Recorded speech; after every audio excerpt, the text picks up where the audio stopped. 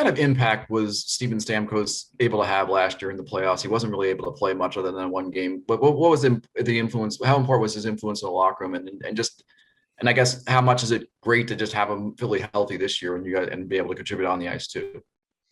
Yeah, I think just a lot of experience. He was great for us in a leadership role. When not playing, you kind of have a different perspective of the game, and he was able to give us, some different looks that he saw from watching, and just having him out there. Obviously, great player, one of our best guys, and he's done so well this playoffs, and he competes hard, and great to have him back. Joe Smith, The Athletic. Hey, Brayden, you guys play against shutdown lines all the time, or other teams' top forwards. I know you haven't played against Danault and his line this year, but just what is your overall impression, either from watching video or playing against them in previous years? What makes them kind of tough a matchup? Yeah, I haven't watched too much of their games or seen a lot of film, but I know he's good in the face-off circle. He competes very hard, and they're responsible. They don't. They're good with the puck. They don't feel your rush too much. They don't turn the puck over, and they make you earn every inch. So if that's the matchup, it's going to be a tough one. Mary Fiallo, Tampa Bay Times. Brayden, I was curious what some of your early memories of Yanni Gourde were like as you two were coming up together, what kind of player he's kind of transitioned to today, and just why his game is the way it is on that third line there. Yeah, I think first time I played with Yanni was in Syracuse, and he was having a great year. I think he scored 30 goals or something that year, and just super competitive.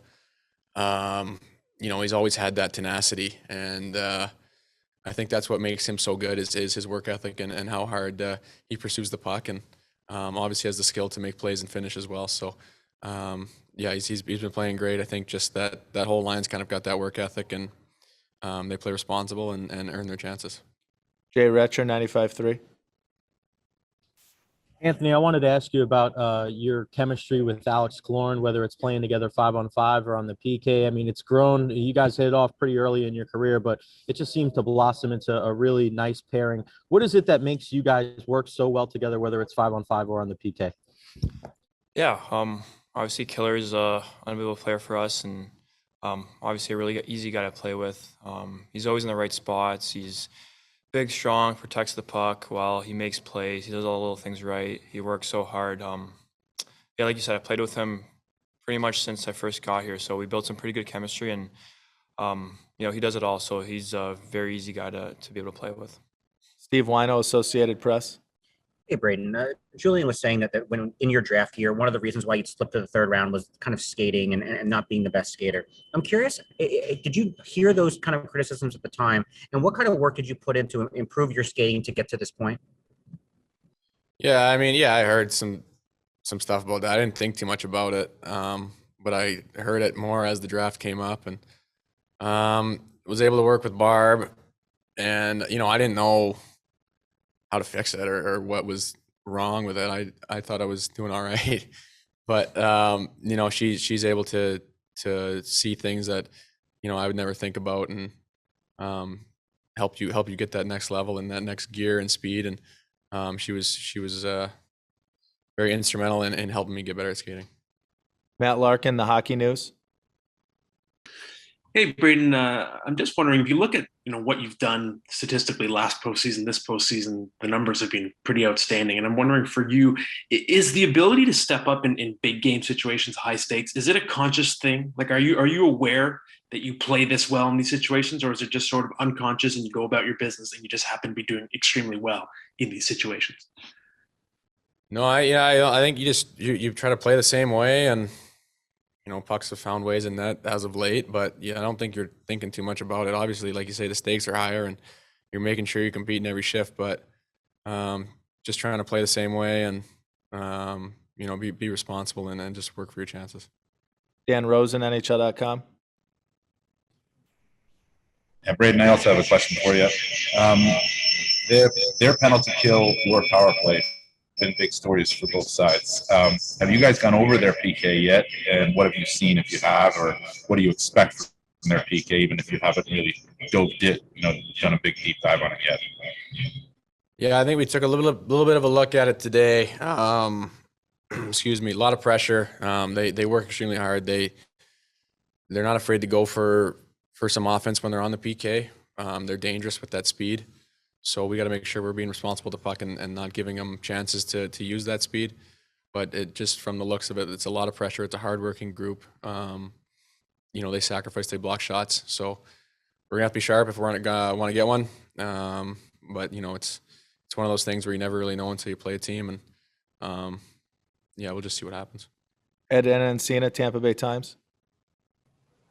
Brayden, obviously you guys had a bullseye in your back after winning last year. Was this the path to this point this year? Was it any different, or was it more difficult? Were there unique obstacles to getting to this point this year versus last year? Well, I think every year is a little bit different. I think this year, obviously playing with the fans is different. Last year we had to do it in the bubble, and that was an adjustment. But I think it's tough to dissect 2 different years. Right now, I mean, there's been different obstacles, different challenges, different adversities in both the years. So for sure it's different, but yeah, I can't really put a finger on it right now. Mark Antoine Godin, The Athletic.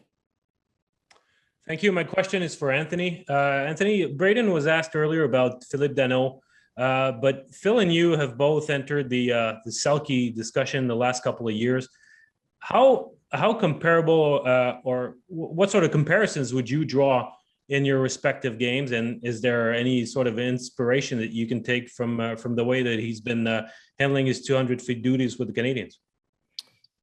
Yeah, Warner obviously said it. He's a very good 200-foot player. He's really good on the face-offs. He competes, every shift, every second out there. So, some things where he's on you. He's all over the puck, and just by watching a couple games here and there, and you could see the way him and that line play. So, like you said, it's gonna be a battle, and they're here for a reason, and we gotta be ready to go.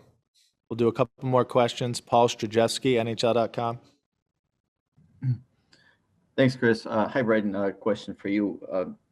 Guys that came on before you, they all talked about Vasilevsky as being the best goalie in the world, and probably rightfully so, because he was voted that way overwhelmingly on the NHLPA poll. But now you get to face a team that has Carey Price in net. And do you feel that, maybe you felt like you had the advantage or the edge in the earlier rounds as far as the goaltender position goes? Do you still feel you have an edge in this round? And what do you think makes, Price so special for them? Yeah, well, I mean, we got great confidence in Vazzy, just as Montreal has great confidence in Carey. I mean, they're both world-class guys. I think Carey's, he's just so calm in the net, and you look at their playoffs. He's made so many big saves for them, and it's going to be tough to get some by him. But I think goaltending is a big part of the series. It's been a big part of the playoffs for both teams, and I don't know if there's an edge one way or the other, but both extremely good and both tough to beat. So we're gonna have to try to find ways to beat them. And like I said before about the penalty kill, you never really know until you're playing a team. So we're just gonna go out and focus on our game and see what happens. We'll do 2 more. Guillaume Lefrancois, La Presse. Yeah. Hi, guys. My question is for Brayden. There's obviously a lot of talks, and the players before you have said how much they want to get that same feeling that they had last year and how much fun it was to win.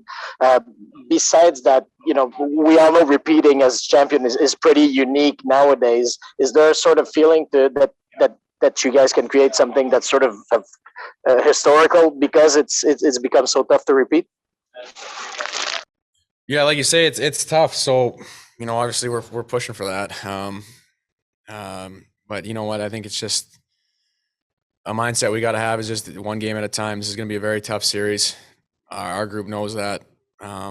Montreal makes you earn every inch. So I think just focusing on game one is where our mindset is, and we'll go from there. Last question. Joe, go ahead if you have one. Hey, Anthony, you've scored a lot of big goals in your career, going back to junior and before that. what do you remember? Do you remember like your first big goal you scored? You remember that you really remember the most? And do you think a goal like that, you hit Memorial Cup, that I say changes you, but gives you a lot more confidence when you go into big games, so you know you'd be able to kind of come through and score like that? Yeah, I mean, I think at the end of the day, we're all just going out there and we're playing for ourselves and for our teammates. You know, we play for one another and we go out there and we're a team. So I think, I don't know if, you know, whoever gets the goals, it doesn't really matter for us as long as we're winning games. And yeah, I think we're just looking forward to game one. And yeah. Guys, thanks for the time.